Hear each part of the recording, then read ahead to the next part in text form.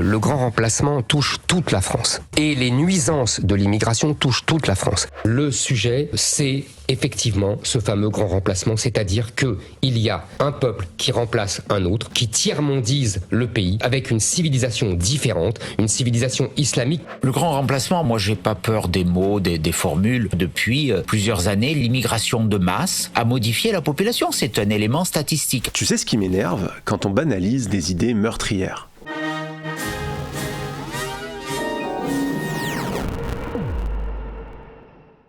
Le grand remplacement, c'est une théorie complotiste, raciste et xénophobe. Une théorie qui prétend qu'en Occident, une élite mystérieuse organiserait la substitution démographique des populations blanches en favorisant l'immigration de populations racisées venues d'Afrique. Bon, dit comme ça a l'air compliqué, mais en fait ça se résume assez simplement. Prenons le cas français. En gros, pour les défenseurs du grand remplacement, seuls les blancs sont de vrais Français et les personnes racisées n'ont pas le droit de vivre en France car elles menaceraient, soi-disant, la blanchité par le métissage. Il y a le métissage racial, c'est-à-dire le mélange des races, physiquement. Qu'est-ce que c'est les races? J'appartiens à une race différente de la vôtre. Évidemment, j'appartiens à la race blanche, vous appartenez à la race noire. C'est donc une idée raciste, une idée extrêmement violente et qu'on peut rattacher au suprémacisme blanc. Vous savez, cette idéologie de la suprématie blanche que défend par exemple le Ku Klux Klan aux États-Unis. Au fond, aujourd'hui, on n'est pas face à une nouvelle occupation et comment y résister. Et je conclus en disant, c'est Maquis Savoyard qui était couvert d'un blanc béni en fait par ces églises un petit peu partout et cette neige dans les Alpes, mais aujourd'hui pourrait être couvert par le vert de l'islam. Sauf que le grand remplacement, c'est pas juste un groupuscule qui en parle, c'est carrément repris par des candidats à la présidentielle. Pas de fatalité,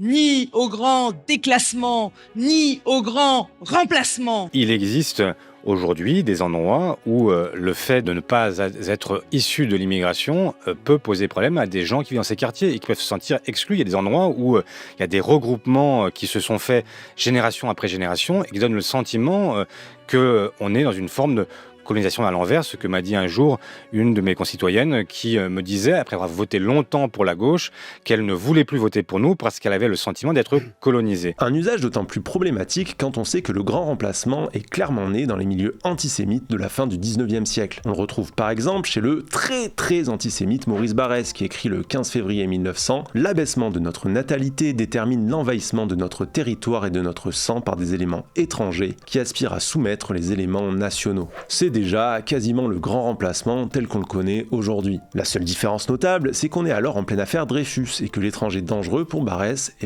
c'est les juifs. En 1946, c'est l'ancien SS René Binet qui reprend cette idée mais la modifie un peu. Cette fois, les juifs ne sont plus accusés d'être les étrangers qui envahissent, non, ils sont devenus des manipulateurs de l'ombre qui organisent l'invasion de l'Europe par ceux que Binet appelle tout simplement par le N-word. Comme le note l'historien Nicolas Lebourg, cette idée va rencontrer un grand succès dans les cercles néo-nazis européens. Et ça aurait dû s'arrêter là. Une thèse complotiste et antisémite fondée sur absolument rien d'autre que la haine de groupuscules suprémacistes blancs qui aurait dû rester dans les bas-fonds de la complosphère et y disparaître. Sauf que Renaud Camus. Renaud Camus, c'est un écrivain condamné plusieurs fois pour provocation à la haine et qui se décrit lui-même comme raciste et pour les races. Il a même écrit dans un de ses livres « À bas le genre humain, la négation des races et leur abolition ». C'est aussi un fervent partisan de l'extrême droite qui a soutenu Marine Le Pen puis Éric Zemmour. En 2010, Renaud Camus reprend la théorie du grand remplacement dans son livre Abécédaire de l'innocence, mais il la modifie un petit peu. Si pour lui il faut toujours sauver les blancs, il n'utilise plus le N-word comme René Binet. Non, il préfère parler de musulmans ou d'invasions migratoires venues du Maghreb et de l'Afrique subsaharienne. C'est juste dit avec des mots plus compliqués, mais au fond, c'est la même chose. Ceux qui nous gouvernent jusqu'à présent sont tout à fait du côté des remplacistes, le parti qui favorise le changement de peuple. Si l'ADN complotiste ne bouge pas et qu'il sous-entend toujours qu'une puissance supérieure organiserait tout ça, il ne parle plus clairement de juifs, préférant le terme plus flou d'élite mondialiste. Cela dit, la différence est minime, car comme le remarque l'historien Nicolas Lebourg, depuis les années 60, le mondialisme est un terme utilisé par l'extrême droite pour désigner les juifs, mais de manière déguisée. Renaud Camus joue donc sur les mots, mais le substrat xénophobe, raciste et antisémite du grand remplacement est toujours là. Jamais nous n'accepterons cette racaille venue coloniser et piller l'Europe. Le seul message que nous avons à transmettre à ces gens est très clair. Dehors ! Vous le savez désormais, entre vivre et ensemble, il faut choisir. Déjà, si toi, t'arrives à renvoyer tous les melons chez eux, ça fait déjà une grosse partie de gagner, tu vois ce que je veux dire. Après, ouais, il reste les juifs. Les juifs, ils viennent après, tu vois ce que je veux dire ou pas? Ouais. La France est blanche, la France est blanche. Pour ce qui est de démontrer ses affirmations, Renaud Camus ne s'embarrasse pas de chiffres ou de démonstrations scientifiques. Il préfère parler de ses impressions quand il marche dans la rue ou dans le RER, raconter des petites anecdotes comme le jour où il a vu des femmes voilées devant une église. Les femmes voilées aujourd'hui sont un peu le drapeau de la conquête ou de la colonisation. J'ai une question pour vous importante. Certains disent que le grand remplacement n'existe pas.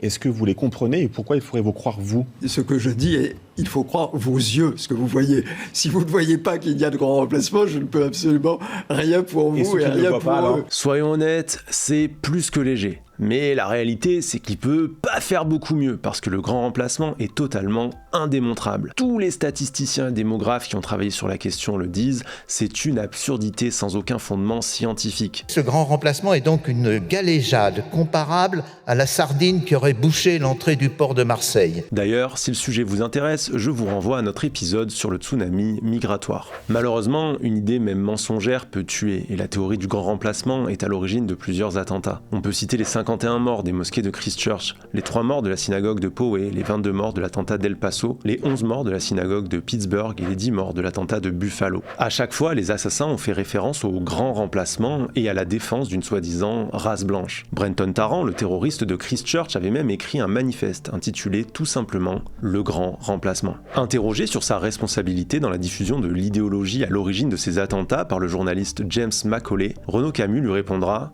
« Est-ce que je regrette que les gens prennent conscience de la substitution ethnique qui est à l'œuvre dans mon pays ?